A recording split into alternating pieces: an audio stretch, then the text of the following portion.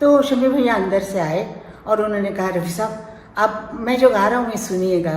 तो उन्होंने जो गाया वो मुझे बहुत अच्छा लगा और मैंने उठा लिया। तो मैं एक दिन बहुत सुन रही थी कि ये उनको सिखा रहे हैं, तो मैंने वो सीख लिया। रफ़ी साहब ने नहीं सीखा, मैंने सीख लिया।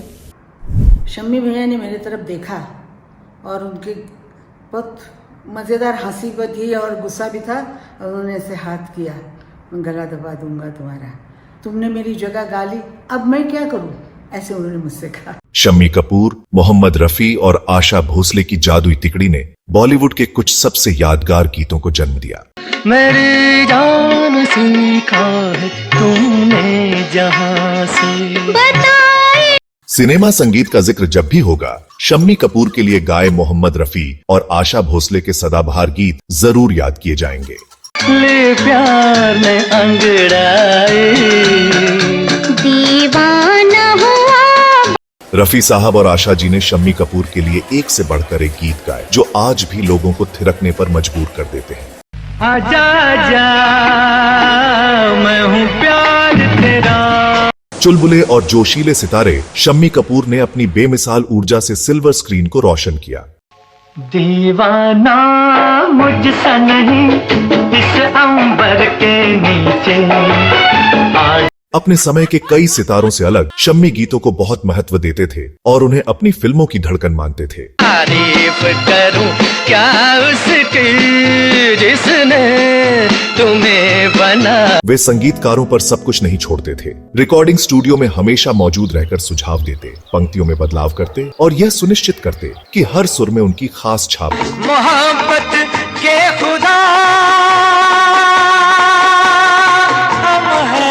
ऐसा ही एक अविस्मरणीय पल 1964 की क्लासिक फिल्म कश्मीर की कली के एक गीत की रिकॉर्डिंग के दौरान हुआ। ये गीत था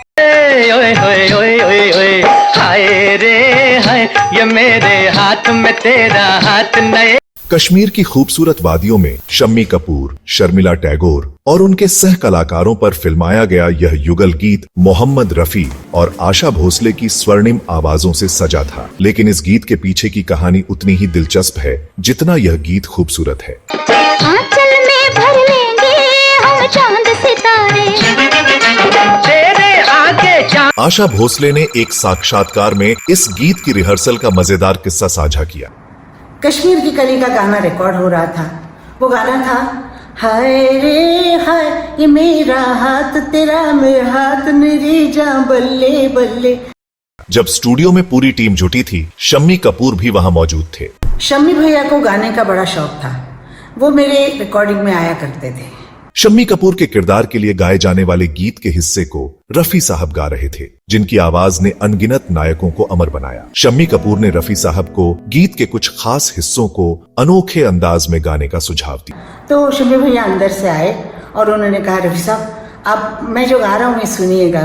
हाय रे हाय ये तान उन्होंने जो ली, हाय रे हाय ये मेरा हाथ तेरे डरना बल्ले बल्ले। उनका मानना था कि इन हिस्सों में एक अलग ट्विस्ट लाने से गीत और आकर्षक बन जाएगा। रफी साहब, जो अपनी विनम्रता और संगीतकार के निर्देशों का पालन करने के लिए जाने जाते थे, ने शम्मी के सुझाव को ध्यान से सुना, लेकिन अपने क्लासिक अंदाज में ही गाया। आशा भोसले ने बताया कि शम्मी कपूर जब रफी साहब को सिखा रहे थे तो उन्होंने दूर बैठकर ही सीख लिया, जबकि रफी साहब ने नहीं सीखा। होता था, मैं शम्मी कपूर जाते थे, रफ़ी साहब में गा रहे हैं, शम्मी कपूर बैठते थे और उनको इतनी वो रहती थी कि आके बोलते थे रफ़ी साहब ऐसा गाइए, रफ़ी साहब ऐसा गाइए। शम्मी बहुत अच्छा गाते हैं, ऐसा गाइए ऐसा गाइए। तो मैं एक दिन बहुत सुन रही थी कि ये उनको सिखा रहे हैं, तो मैंने वो सीख लिया। रफ़ी साहब ने नहीं सीखा, मैंने सीख लिया। तो उन्होंने बताया गाना था ना हाय रे हाय ये ना ना ना ना ना। जब गीत की रिकॉर्डिंग पूरी हुई, शम्मी कपूर ने आशा भोसले की ओर देखा और मजाकिया गुस्से से भरी नजरों से इशारा किया, मानो कह रहे हों कि वे उनका गला दबा देंगे। शम्मी भैया ने मेरी तरफ देखा और उनकी बहुत मज़ेदार हंसी भी थी और गुस्सा भी था और उन्होंने ऐसे हाथ किया, मैं गला दबा दूंगा तुम्हारा, तुमने मेरी जगह गा ली, अब मैं क्या करूं, ऐसे उन्होंने मुझसे कहा। आशा भोसले ने इसका कारण बताते हुए कहा कि शम्मी कपूर को लगा कि उन्होंने इस गीत में रफी साहब को पीछे छोड़ दिया था। शम्मी को चिंता थी कि सिनेमा के पर्दे पर उनकी नायकीय चमक शर्मिला टैगोर के किरदार से फीकी न पड़ जाए। उन्हें डर था कि आशा की आवाज में गाया गया नायिका का किरदार उनके बड़े से बड़े व्यक्तित्व को मात दे देगा। आशा भोसले ने दावा किया कि ऐसा पहली बार नहीं हुआ। आशा भोसले ने हंसते हुए बताया कि शम्मी अक्सर मजाक में कहते, बहुत अच्छा मत गाओ आशा, मैं फिल्म का हीरो हूँ और अगर तुम इतना अच्छा गाओगी तो नायिका मुझसे ज्यादा चमक जाएगी। गाने की रिहर्सल हुई और शम्मी भैया अंदर आए और मुझे नज़दीक बुला के कहा कि आप इतना अच्छा मत गाइए। मैंने कहा क्यों?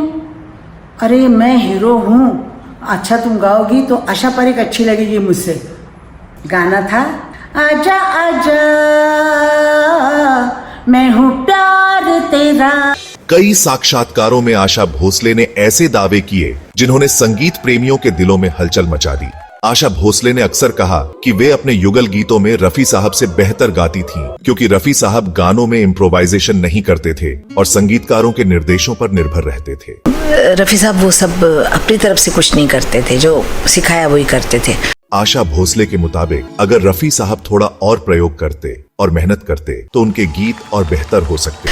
तो हमें ऐसा लगता था कि रफी साहब और थोड़ा कुछ गा सकते हैं, लेकिन रफी साहब ध्यान ही नहीं देते थे। आशा भोसले के इन बयानों ने संगीत प्रेमियों के बीच बहस छेड़ दी, क्योंकि रफी साहब ने अपने इम्प्रोवाइजेशन से कई गीतों को बुलंदियों तक पहुंचाया। खुद को खोकर तुझको पाया, क्या मेरी तकदीर है। क्या कश्मीर की कली के इस गीत में आशा भोसले ने सचमुच रफी साहब को मात दी थी? क्या उन्होंने गीत को इतना शानदार गाया कि शम्मी कपूर सिनेमा के पर्दे पर शर्मिला टैगोर से पीछे रह गए? या फिर यह रफी की भावपूर्ण गहराई, आशा की चंचल ऊर्जा और शम्मी के गतिशील अभिनय का सही मेल था जिसने इस गीत को अविस्मरणीय बनाया? यही जज्बात रहे दिन रात तो फिर क्या बात मेरी बोले। दोस्तों, इस वीडियो का शोध और लेखन मशहूर फिल्म लेखक विनोद विप्लव ने किया है, जिन्होंने सिनेमा और संगीत पर अनेक पुस्तकें लिखी हैं। विनोद विप्लव ने मोहम्मद रफी की पहली जीवनी मेरी आवाज सुनो भी लिखी है। दोस्तों, हमने अपने चैनल पर आशा भोसले के ऐसे बयानों और इन संगीतमय दिग्गजों की विरासत को लेकर कई वीडियो साझा किए हैं। अब हम आपकी राय जानना चाहते हैं, आशा के इन दावों के बारे में आप क्या सोचते हैं? नए जज्बात मेरी जा बल्ले बल्ले। क्या उन्होंने कश्मीर की कली के इस युगल गीत में रफी साहब से बेहतर गाया? क्या शम्मी का बड़ा से बड़ा व्यक्तित्व कभी नायिकाओं के किरदारों से दबा? अपनी राय नीचे कमेंट में साझा करें और इस संगीतमय बातचीत को और आगे बढ़ाएं। अगर आपको बॉलीवुड के स्वर्णिम युग की यह कहानी पसंद आई तो लाइक, शेयर और हमारे चैनल को सब्सक्राइब करना ना भूलें, ताकि आप ऐसी और कहानियां देख सकें जो भारतीय सिनेमा के दिल और आत्मा को सेलिब्रेट करती हैं। बेल आइकन दबाएं ताकि आपको हर अपडेट मिले और इस संगीतमय यात्रा को एक साथ जारी रखें। अगले वीडियो में फिर मुलाकात होगी, तब तक के लिए नमस्कार।